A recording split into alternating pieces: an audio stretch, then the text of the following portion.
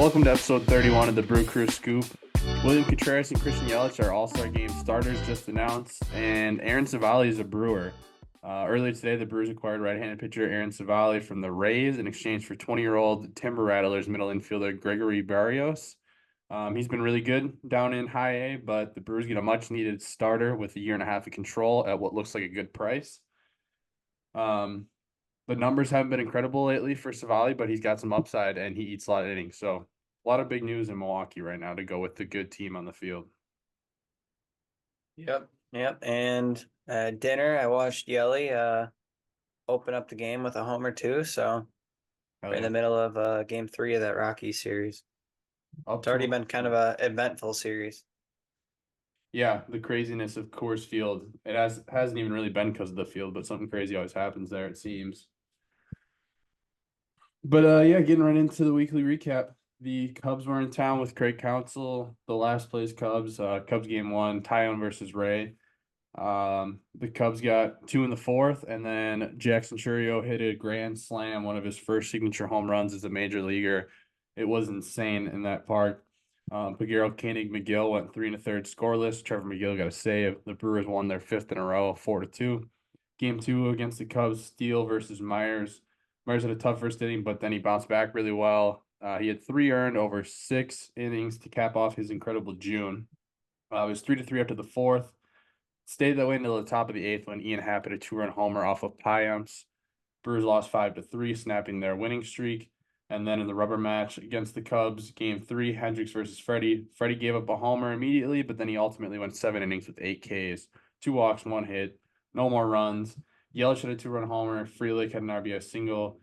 But the backbreaker of the game and the Cubs season ender, as it seems based on Twitter, was the Brewers' 5th grand slam in 8 days. This one was for Bryce Terang, his 2nd one in that stretch.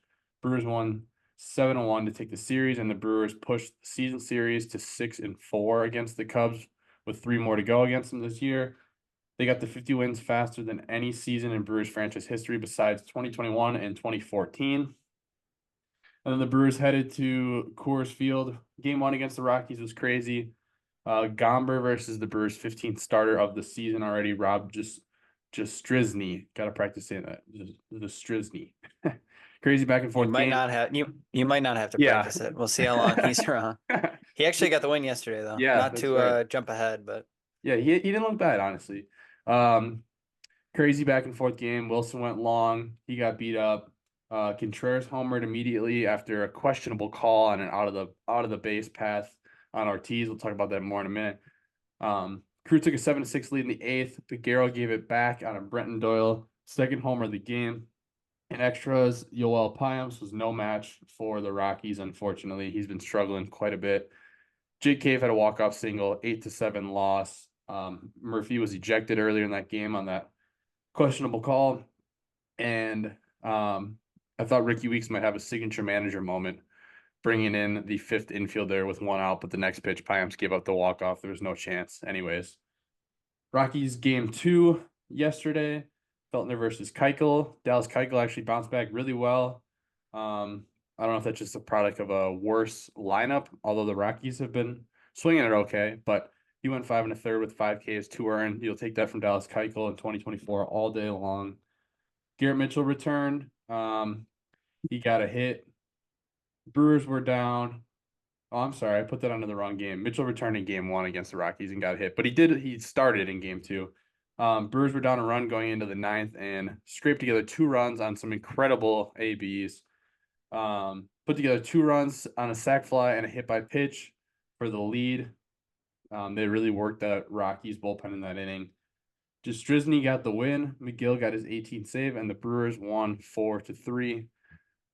They're just never out of ball games, which is just pretty incredible. The Brewers are 3-2 since we last talked. Like I said, they're up 2-0 right now against the Rockies in the 4th or 5th, top of the 5th. And they took another series from Craig and the Cubs. 26 come from behind wins is the most in MLB this year. Season high 16 games over 500 at 51-35. yeah, buddy. With 2 all-star starters. Yeah, vibes are good. But one thing to highlight on from that 5-game stretch that we missed. or since the last time we talked, is the Joey Ortiz out of the baseline call. So he really never touched. He might have touched the fair territory grass, but he really didn't touch the foul territory grass when he jumped out of the way. But it sounds like the rule says when the tag is starting to be applied, you can move 3 feet in either direction. So it's, I mean, for an ump to call that in regular time, I mean, Yeah, I think it's it's kind of so absurd. tough. So tough. In my opinion, I don't know. If you're in the base path, why does it matter if it's 3? I don't, whatever. Yeah, I agree. I think it was a bad call. It just didn't seem egregious to me. No, that's what I think. It was kind of like an overstep. Like if you're gonna call that, it has to be like you said, egregious, Mhm. obvious, not that. Yeah. And it sounded like Ortiz and some other people didn't even really understand the newly tweaked rule. I mean, there's millions of rules, but yeah, I don't know how you rewrite that to say if it's egregious or not because it didn't look like that to me. Obviously, Contreras homered on the next pitch or the next batter. You can't really say for sure. Everyone wants to say, "Oh, that's the difference." Um, in the game, Didn't but help. Didn't help. yeah, it definitely did not help. But nonetheless, like I said, the Brewers are 16 games over 500. Um, short week, but who's your untouchable pitcher of the week? You fellas are untouchable. Is that the thing? No one can get to you? I went with Freddy Peralta. 8 Ks, 7 innings, 2 hits, 2 walks, 1 earned, and it was just a solo shot. And then got a shutout Trevor McGill as well. 3 innings pitched, 2 saves, 2 Ks, 2 hits, 0 earned. He's been quietly very, very, very good. Yeah, we'll talk about All Stars shortly, but he might have a case to be maybe an injury replacement or something. I wanted to just shout out Dallas Keuchel for that good start. Hopefully, he can put together a couple more of those in a Brewers uniform this year. And Tobias Myers on the month. Just wanted to say 5 games, 4-0, 31 in the third, 5 earned, 24 Ks, 8 walks, and 20 hits. He was on the MLB All June team with McGill, right? That's later in my notes. Yep. Yeah, with McGill. But he was on that team. He did not win NL Pitcher of the Month. He got beat out, but definitely wanted to shout out his June still. Who was your hot hitter of the week? Stop dropping on fire, Ricky Bobby! I'm on fire! He's so hot right now. Hot hitter of the week. Very happy to say, Mr. Jackson Chourio. Yup. 17 at bats, 7 hits, a double, a homer, walk, 5 runs, 6 RBIs, or RBI. Sorry, I put the S on there, I've determined I say and it a both ways. steal. Yeah, 1.092 OPS, and then real quick, second, and if I would have counted today, probably might have been first was Yelly. He had 22 at bats, 8 hits, a double, a triple, a homer, 4 runs, 2 RBIs, and 3 steals. And then real quick shout out to all of the following had over a 300 batting average in those 5 games, and that's Monasterio, Frelick, Rake Perkins, and Contreras all hit well. So go figure. We won a series against the Cubs, and we had a bunch of guys hitting well. Yeah, I had the same stat line down for Jackson Chourio. Obviously, the big grand slam on top of just the stats. In June, with his full June, he ended up slashing 314, 355. And then the OPS was 898. 4 homers, 4 doubles, 16 runs batted in, a stolen base. And then I wanted to shout out Willie Adames since he was cold, but these first 2 games at Coors Field, 5 for 8 with 2 runs driven in. There's a couple tweets from Mike Vasallo that I just wanted to briefly go over that he dropped a couple hours ago. Terang is 17 for his last 53 for a 321 batting average. Over the last 12 games, Frelick over his last 31 games is batting 323 with a 382 OBP. And Adames is first in the NL for shortstops with 56 runs batted in, only behind Gunnar Henderson, who's been having an MVP caliber season. Maybe not with Aaron Judge on the face of the earth still, but only trailing him by two RBI. So Gunnar bats leadoff, I think, most of the time, though, so that could be part of it. But Yelich over his last 30 games hitting 359. So just a lot of guys where the offense almost seemed to be cooling down a little bit, and maybe it's just me paying attention to Hoskins, Contreras, even Adames being cold, but Frelick is quietly putting together a good year. Yelich just, I mean, he'll qualify for the rate stats probably tomorrow, I think, based on where he was at. So, man, he's been incredible. We talk about, we just want to get Marlins Yelich back. He's been slightly better than that. So can't say enough how great it is to have this kind of Christian Yelich back, even if he's not hitting 40 home runs.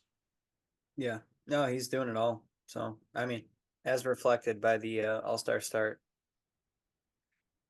Yeah, that was funny. I heard him on the show earlier mentioning Jeff Passan mentioned, he said, not to diminish him being an all-star starter, but just the group in general. No Mookie Betts, no Bryce Harper. They both moved to infield, and then Soto's in the AL now. There's one other, but a little bit of a weaker group, but still an incredible year for Yelich to this point. Did you have anything notable for StatCast? Baseball isn't just numbers. It's not science. You sure about that? Kind of copycatting last week. We had acquired a new pitcher, and once again, we acquired a new pitcher. So I did a quick dive on the newest member of the Brewers rotation. So real quick for Civale, I believe, right? Civale is the pronunciation. That's how I hear That's how it. I've always said it. But yeah. And one thing before I even get into StatCast, it is crazy that a year ago he was dealt for Manzardo or whatever, Manzardo. a top 40 prospect in baseball, and then a year later, obviously he hasn't pitched great, but he gets flipped for high upside, I guess, with the contact, speed, and athleticism for Barrios, but not anywhere near the same caliber of at least notoriety across the league for the prospect. But anyways, this year, one thing about Civale, he's throws kind of 6 pitches, realistically 5. His 6th pitch is a splitter. He throws like 2% of the time, but he's got a lot of pitches, and his sweeper or curve both perform pretty well. And historically, his cutter's been a really strong pitch for him. He gets a lot of spin on especially that sweeper curve. This year, his 4-seam, especially, but kind of the sinker along with it, has been hit pretty well. That's kind of what it seems like the batters are preying on, but I'm hoping maybe a little refinement with mix and use, and maybe some location changes, or at least zeroing in on that. And it might be all it takes to get Civale back to 2021, 2022, when he was putting up a lower 3 ERA, because StatCast wise, spin rate and all that fun stuff, the pitches aren't really too far off. So, and even his expected ERA versus observed ERA, so maybe defense comes into play there, just with range and stuff like that, or ballpark factor, all different things go into play. But his xERA is closer to 4, where his real ERA is over 5. And in a lot of years, he actually outperformed expected ERA. So I'm hoping maybe with some defense and just a couple of expert tweaks in the Brewers pitching lab, and we at least have a sub 4 ERA guy that can eat innings, which that's the main thing we want, right? So big piece there. One kind of noticeable difference I found in 24 versus 23 for him is his 4-seam. His whiff rate in 2023 was 24.3%. So decent, right? Yeah, guys are missing the ball at least a fourth of the time. This year, that's all the way down to 12.7%. So I think that's a location thing. I don't think it's the pitch itself. So maybe just a little better location and better timing of when to use that pitch, and hopefully that helps. So what I wrote down was, obviously, Scoop, you and I both recently been in the housing market, and they always say location, location, location. It's same case for a guy like Civale, who sits lower 90s, doesn't really extend. If he can locate, I'm really high on his stuff. So excited to see what we can get out of him. Like I said, curveball, slider, cutter are kind of the pitches to watch for him. And if we can just get the 4-seam and sinker to do its job as kind of the complement, should be good. So that's the StatCast quick deep dive. I'm not gonna lie, I'm gonna have to catch the first 3 quarters of what you said because I got the game on over here. I'll listen to our recording, but bases loaded in the 5th, 1 out. Willie just got rung up on a very clear strike and got tossed arguing it. And then Pat Murphy came out. So I was paying attention to see what went on there. Murphy did not get ejected. It doesn't seem from my muted iPad, but Willie did not seem happy. Definitely a strike. Definitely a strike. And with Ortiz on IL, are we thinking it's Capra or Andrew Monasterio? Right. Monastero's in the starting lineup, so you probably slide Terang over to short, I think, now and put Capra in at second, maybe. Interesting. But Garrett Mitchell's up 3-0 count with the bases loaded. One thing I wanted to add to StatCast was I was just looking at Brian Hudson's baseball savant page is crazy, but I was looking at Trevor McGill's today too. He's got a ton of red on there as well. His xERA is in the 95th percentile, X batting average 88th, fastball velo 99th, chase 94th, whiff 95th, Ks 86th. He does get hit super hard. Exit velo and hard hit percentage are pretty bad, but for the most part, he's been avoiding a lot of contact, a lot of swing and miss. So really nice looking baseball savant page there. Garrett Mitchell just walked with the bases loaded. 3-0 crew. Looking at the standings before play today on the 3rd of July, the Orioles took over the Yanks in the AL East. They're struggling a little bit, the Yankees, with their starting rotation. The Guardians are holding strong in the AL Central. Josh Hader and the Astros are over 500 and are chasing down the Mariners. They're only 3 games back. Astros are missing like 7 good starting pitchers. Pretty incredible what they're still able to do. And then the defending champs are 7 under 500 and 7 back in that division.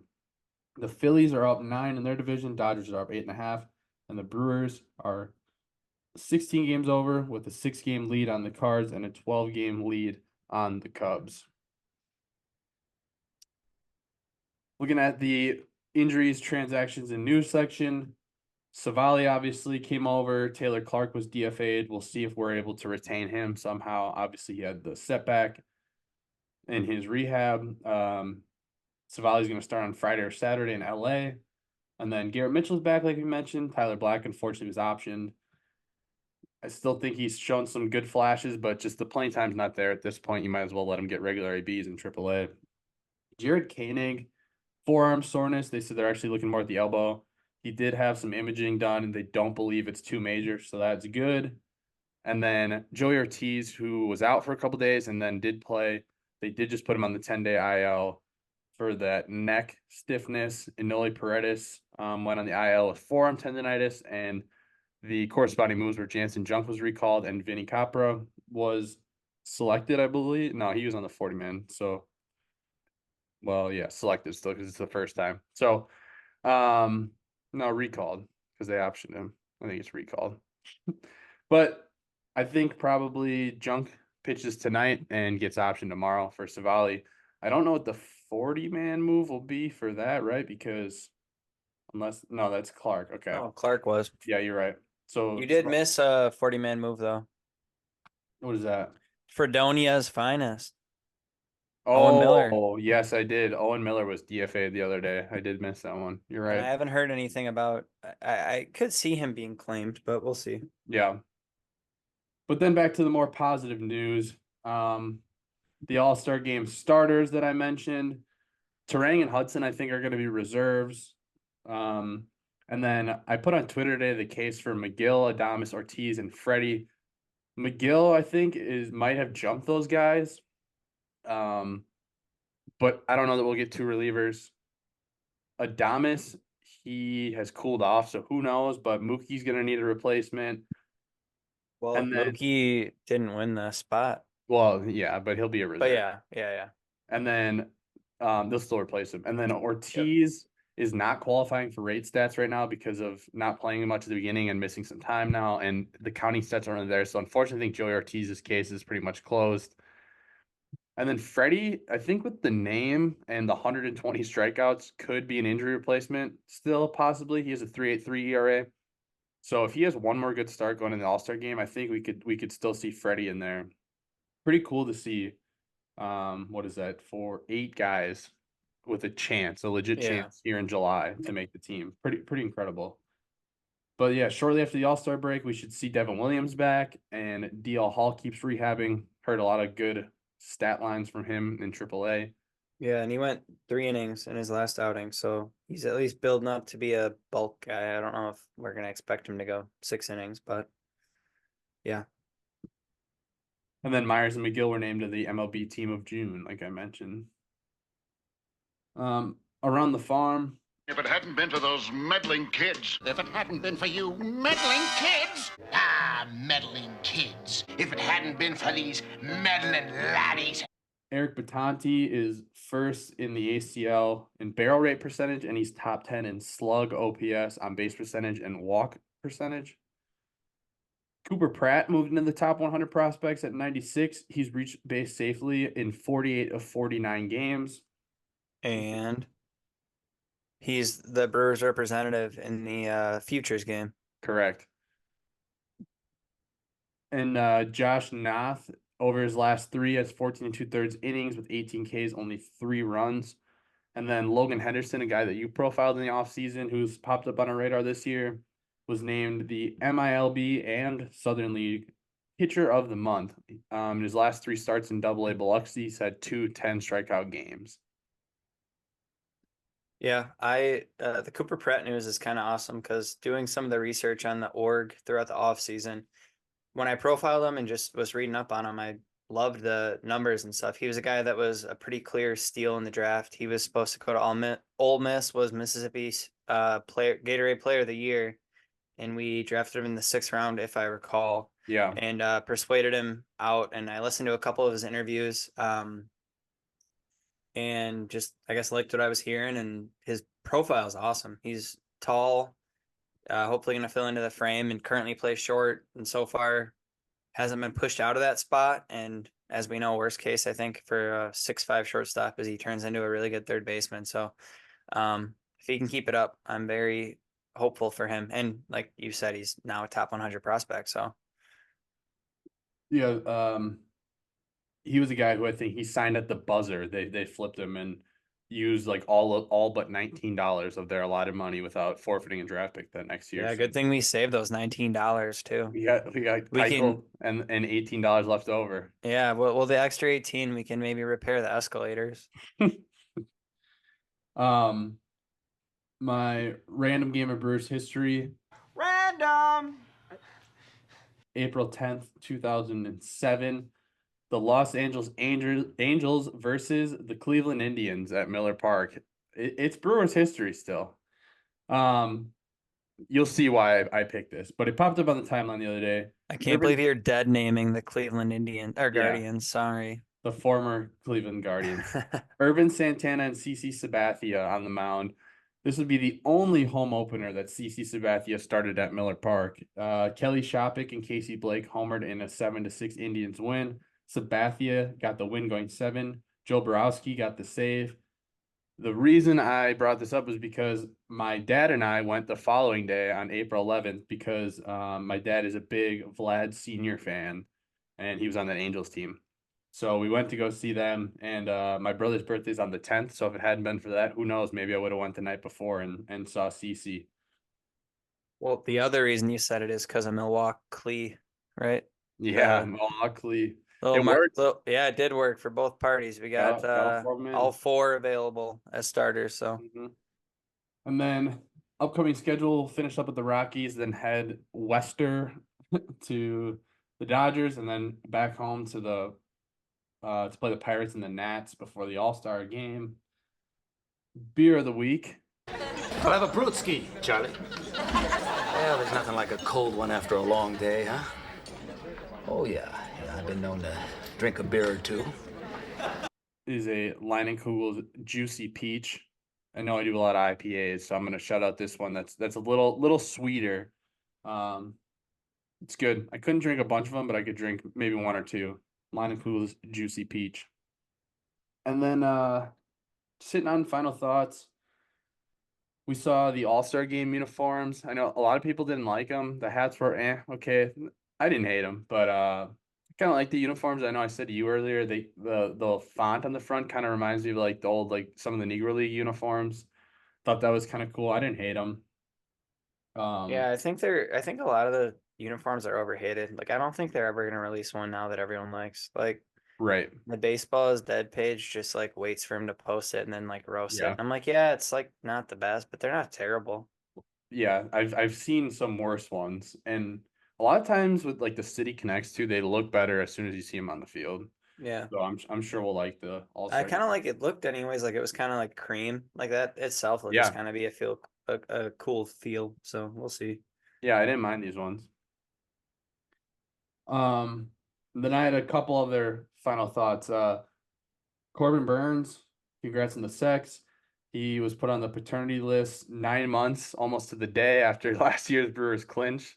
And So it was twins, right? yeah, twins. So he was shooting some loads. Yes, congrats to Corbin. Rowdy Tellez on the mound must get him hot and bothered, I guess. I don't know. Rowdy's kind of heating up over in Pittsburgh Yeah, relative to how he'd been yeah, hitting anyways. relative. As long as we're talking about former Brewers, Keston Hira has 12 home runs in 18 games for the AAA Salt Lake City Bees in the Angels org. Bet we'll see him in MLB soon. And then one sad note and then one funny Murph quote. So rest in peace, Rob Edwards. He was the Brewers PA announcer from I think like 98. It was like the entirety of Miller Park up until like 5 years ago. So the voice of a lot of Brewers games in our childhoods. Sad to hear. But then on a little bit of a better note, Pat Murphy's quote after Dallas Keuchel's start the other day, I wanted to mention because I thought it was funny. He said, "It was a big lift for us. I remember watching him pitch when I was a teenager. He was effective then, and he still is now." So Murphy, the old man calling Dallas Keuchel an old man. Yeah. Yeah, it was funny. Murph Weekly got good Yeah. quotes. I was gonna say I saw the video where McGill is just shouting out the team's vibes and the city's vibes. I think that was a Brewer fanatic thing, if I recall, but cool to see. He's obviously feeling himself, even if a little baseball to the forearm means he just wants to give games to the Cubs earlier in the year. I'll forgive him. And then I was gonna say, and not as Brewers related, but when you said sad news, it reminded me. Orlando Cepeda died. I don't know, worth discussing. And there's a lot of guys like, if I talk to my grandpa or even like my dad, but like my grandpa, someone who, lived through so many eras. There's so many players that like we only know the guys that were like 5-time All-Stars from different eras. And Cepeda was one, but he's again, like you say that name, if I didn't bring it up, like would never really come to mind. But if you live through a guy's career like that, you're just like, wow, he was a great player. Where when we live, everything we've seen since like whatever 2000 is like in our head. Like those are the guys we always think of, like 5-time All-Star. There's so many guys from the 60s and 70s that probably were 5-time All-Stars that if they weren't Brewers and aren't on a plaque, which again Cepeda is, but you don't have any clue they are. Just how vast the history of baseball is. And then with all the new Negro League stats, it was just relearning some greats, right, that were underappreciated for so long. So just wanted to give him a shout because it's always I don't want to say cool because that's definitely not the right word, but when an old player like that passes and you get to relive some of the video they have, and it's the grainy, choppy footage, and it's just fun to watch some of the old ball. It's obviously a good big piece of why everyone loves baseball. Well, it's so hard to find old clips. So Yeah. when the big pages are celebrating, it is cool to see all the old clips for sure. Mm-hmm. I don't know if you got anything else for final thoughts, but that's really all I had. I mean, I'm keeping my eye on Johnny Cueto and Zach Greinke for maybe one more spot in that Brewers rotation. But other than that, I don't have anything else. Yeah, I'm pretty ran down and tired. Looking forward to this off day tomorrow from work. But before that, I guess the one thing I was thinking about is just your opinion on trading Devin Williams. Whew. I don't like it. if they were to consider it this off season, it would be easier to swallow. I just feel like this whole season we've been talking about, man, can't wait to get Devin back. Like that's gonna be huge. And I then mean, we all know he's not a playoff pitcher. yeah, yeah. Just kidding, just kidding. But no, it is crazy though. Looking at as we know, the rotation's short, but when you look at the bullpen arms, and as we know, it might take care of itself, right? But there's so many dudes achieving out there, and it's just hard to even think about who gets squeezed out if people stay healthy. But yeah, I'm not going to complain about getting Payamps the is best. making a good case for that. I mean, you say that, but No, I know. Yeah, well, I can say one. I don't think the Brewers make that mistake a second time for the foreseeable future. When I say mistake, I mean yeah, trading an important piece mid-season in a pennant race.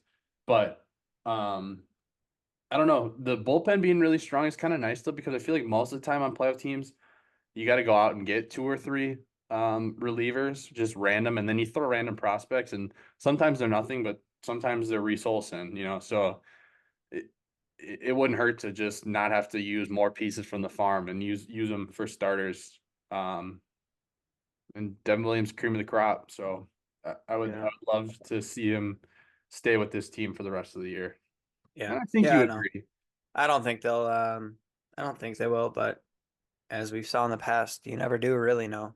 And we're more prepared now than we were then in reality. But yeah, I don't think they do that. And that actually reminds me of, I think it was that clip from Cubs radio I sent today where they were asking Craig basically about that, and he answered just out of his ass like, "You just got to do what's the right decision," and then he repeated it. I will say though, that was a weird question. Yeah, it was a terrible question It to was ask a like manager. basically like, do you want to sell? Yeah, Like you ready to give up? he- He's like, I think we need to do what's the correct thing to do. Yeah. Well, first he goes, What do you mean?" And the Yeah. guy instantly, they both repeated it. They're like, "Are you ready to give up?" Retool. 670 the score is something. Yeah, that's what I got.